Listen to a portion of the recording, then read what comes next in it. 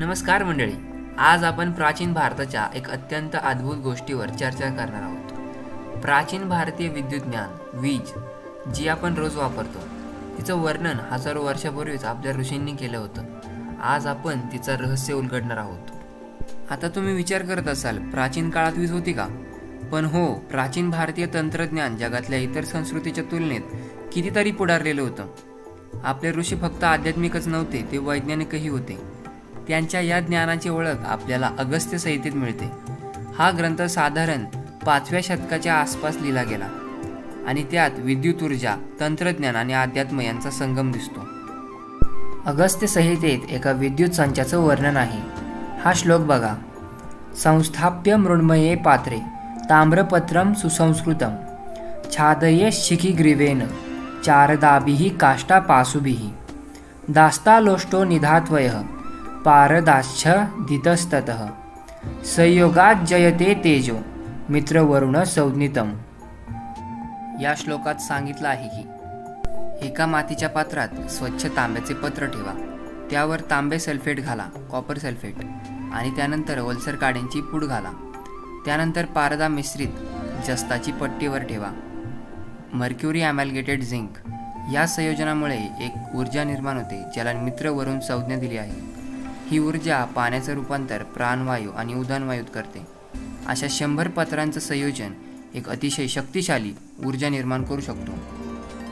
फक्त विद्युत संचच नव्हे तर अगस्त्य संहितेत अजून काही अद्भुत तंत्रज्ञानाचे वर्णन केले आहे। उदाहरणार्थ, अन्य जलाभांगेष्टी प्राणोदानेषु वायुषु एवं शताना कुंभाना संयोग कार्य कृत्स्मृतः। जर 100 मातीच्या कुंभांचा उपयोग पाण्यावर केला तर पाण्याचं रूपांतर प्राणवायू आणि तरंगणार हायड्रोजनमध्ये होतं। वायुबंधकस्त्रेण निबद्धो यनमस्तके उदान स्वलघुत्वे विभर्यस्तकशनायकम। जर हायड्रोजनला एका हवेबंद वस्त्रात ठेवले तर त्याचा उपयोग उड्डाणासाठी केला जाऊ शकतो। आता ही गोष्ट फक्त श्लोकातच नाही तर आधुनिक संशोधनातही दिसून येते। नागपूर विद्यापीठाच्या संशोधकांनी हा प्रयोग करून बघितला आणि हे सिद्ध केलं की या प्राचीन विद्युत संचातून खरोखरच वीज तयार होऊ शकते। संशोधकांनी या श्लोकाचा वापर करून एक सेल तयार केला आणि त्याची मोजमाप केली।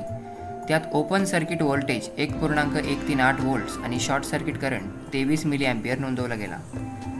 विज्ञान आणि अध्यात्म यांचा संगम। आपल्या संस्कृतीत विज्ञान आणि अध्यात्म यांचा सुंदर संगम आहे। हे ऋषी तंत्रज्ञानाचा वापर फक्त रोजच्या गरजांसाठीच नाही तर ध्यानधारणेत, उपासनेत करत होते। त्यांनी वीज ऊर्जेचा वापर कदाचित आकाशदीप किंवा धार्मिक विधींमध्ये केला असावा।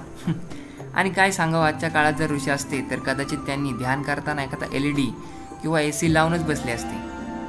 मित्रांनो, आज आपण पाहिलं की प्राचीन भारतीय तंत्रज्ञान किती प्रगत होतं।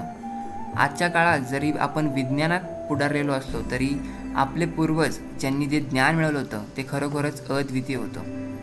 आपण त्या महान परंपरेची आठवण ठेवून त्यांचं ज्ञान पुढच्या पिढीकडे नेले पाहिजे। तर मंडळी, आजच्या भागात इतकंच। पुन्हा भेटूया एका नवीन विषयासोबत। तोपर्यंत आमच्या चॅनलला लाईक करा, शेअर करा आणि सबस्क्राईब करा। धन्यवाद।